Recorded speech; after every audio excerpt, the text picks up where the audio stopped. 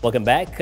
Women are often the victims of domestic violence. Africa 54's Ndimyake Mwakalyelye joins us now to tell us about an event that was actually organized worldwide, but she's looking at one African nation. It is aimed at spotlighting the problem. Dimi.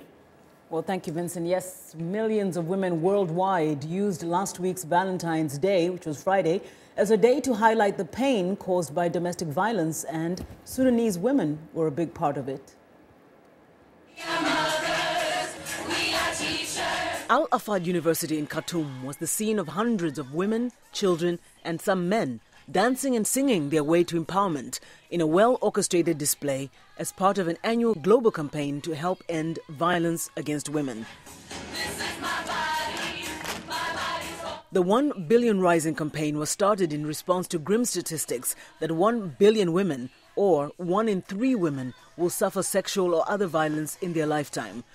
A 2013 poll conducted by the Thomson Reuters Foundation found Sudan to be among the worst violators of women's rights, where tough laws govern conduct and mode of dress. Testament to this was the arrest just months ago of women's rights activist Amira Osman Hamed for refusing to cover her hair with a headscarf. She faces a punishment of 40 lashes. Other violations against women determined by the Reuters survey were that the legal age for marriage for girls is 10 and that 12 million women have been subjected to female genital cutting. Gender activists in the country applaud the Billion Rising campaign for highlighting such abuses against women.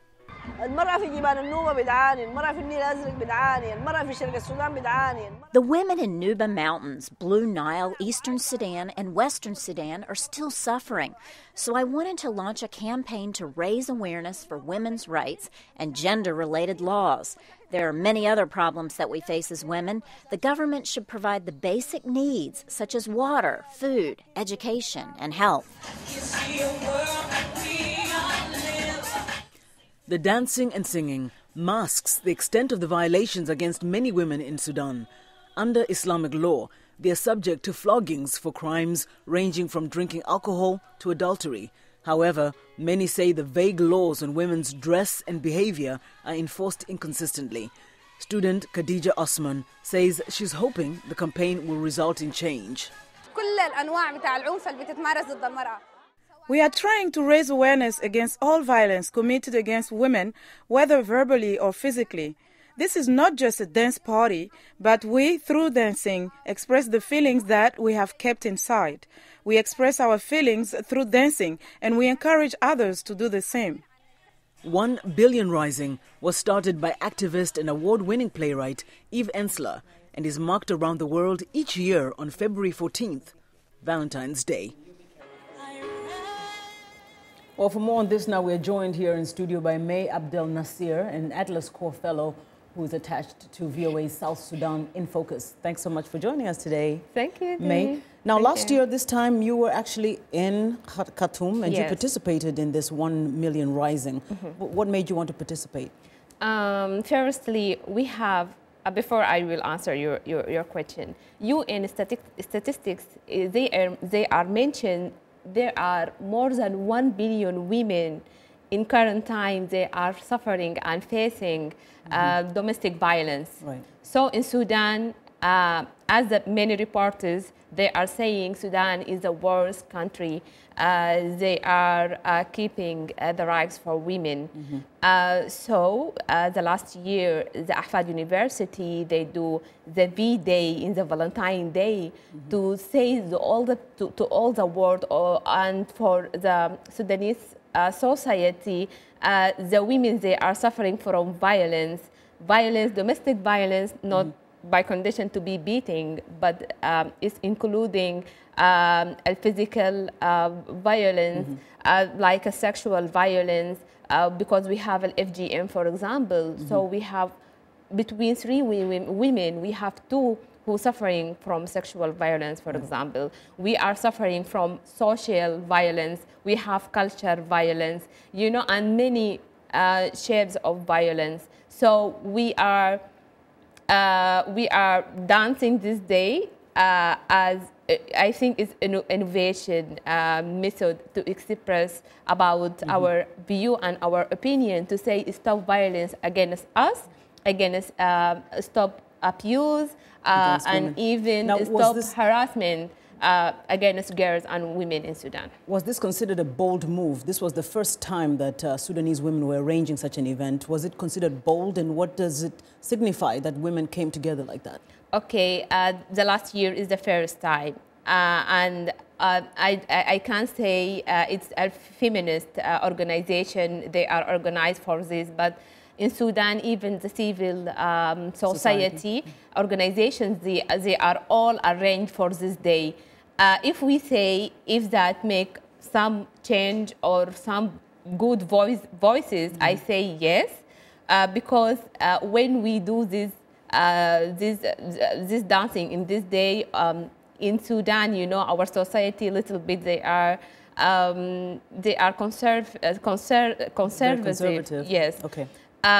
So the people, they are asking, are that the right method, dancing, to say stop violence? And we say yes, that is the right way, because we are paying attention for all the society. There's some people, some women, and some girls, they are dancing to say. But tell me, to your point about dancing, some people just see that as a very, you know, casual expression, yet it's supposed to send such a strong message. Do you think it's an effective message or an effective tool to send a strong message against sexual violence and other kind of abuses against women? For me, I believe in art. I believe the art is changing any idea, not violence, you know, not war, not guns. In Sudan, we are suffering from war, you know, and from the hated language.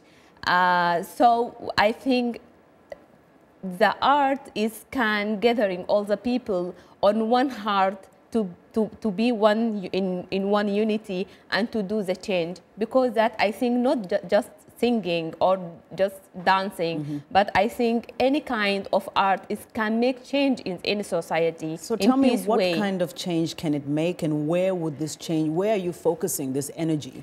Okay, in last year, these activities is making in Khartoum, because it's the first time, you know, and in the last years that we are concentrating to make change in Khartoum or in the capital. But in this year, I'm not with them in Sudan, but I see that they are including even the rural women, you know, in the rural area, to participate in this area. But does it change the law? Does it change the laws that so many women feel oppress them, including what we talked about earlier in the piece by Amina Osman Hamed, who was arrested and is facing slashing because of not wearing a headscarf? You know, in Sudan, we have the legislation and the law is against the women.